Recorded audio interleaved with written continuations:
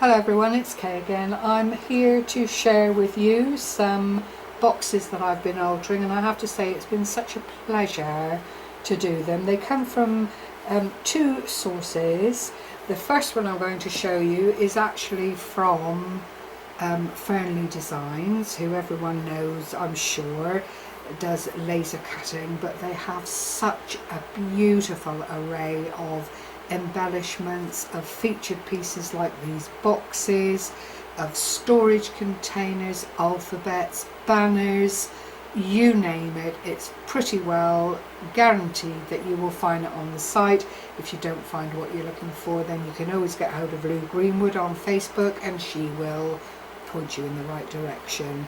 This is one of the classic round boxes that Lou has for sale on the Fernlie's site, and I've just chosen some designer paper which I think is quite in keeping with the natural wood effect here. I did paint over it, but very lightly, and it really was just to give it a bit of finish rather than the wood detail as it stood.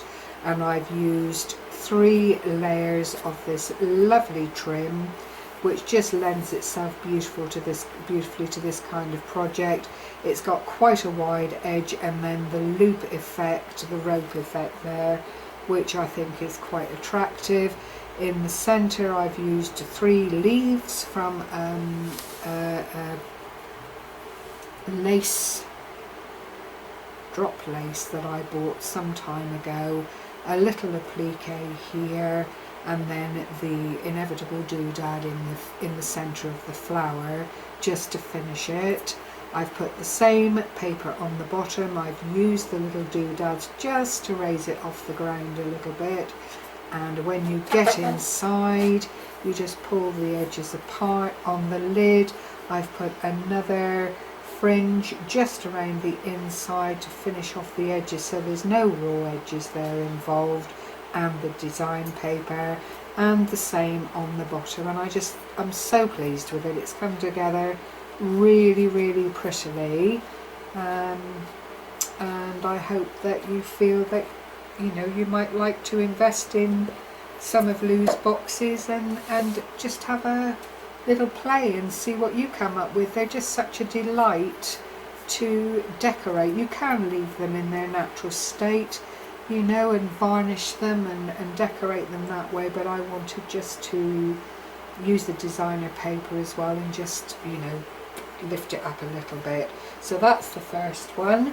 The second one is one that a lot of people will recognise. I bought this box in the works for £3, ladies. I mean, you can't go wrong, can you? It's got the glass frontage there. I've just put a little notation there to say that a photograph will fit under there if that's what you want to do. I've used a selection of flowers. Oh, that's come off. I need to glue that down again. A little bronze flower that I've fitted this little organza flower into, and then made a spray of flowers there. I've used flat back square pearls just on the 2 corners that don't have any decoration on them. I've left this one absolutely plain inside. I've painted it and just left it in its natural state. I think that's all you really need to do here. It works very well. I think you can make it too fussy when at the end of the day it is just a little storage for trinkets or keepsakes perhaps from a special occasion, whatever you decided was appropriate. I've used my Martha Stewart punch around the edge, and then the trim I used on the top of the box I've just put around the Martha Stewart edging there just to give it some more dimension. I've used this mother of pearl paint, which has got a very nice shimmer to it. It's only the artiste paint, the about 125, 135 a pot, but it does do the job beautifully, so no priming was required. Straight onto the wood, and there you go. So that's another little box I'm actually very pleased with. I put it that way for you. Oh no, leave it there. And then the third one is actually my most favourite one. And this again is from the works. It was a massive £4. I don't know how I afforded to get it, if I'm honest, but there we are. I did. I just had to. I just love the shape of it. They are readily available in all the stores. The works have got an online site as well. I've lined the insides with some design paper, as I have on the outside around all the edges. All the metal pieces came off so that I didn't have to worry about getting them coated in paint or anything like that. I then went on to use the Friends stencil, which was given to me by Zibbertigle. Thank you, Eva, that was very kind of you, and I have used it.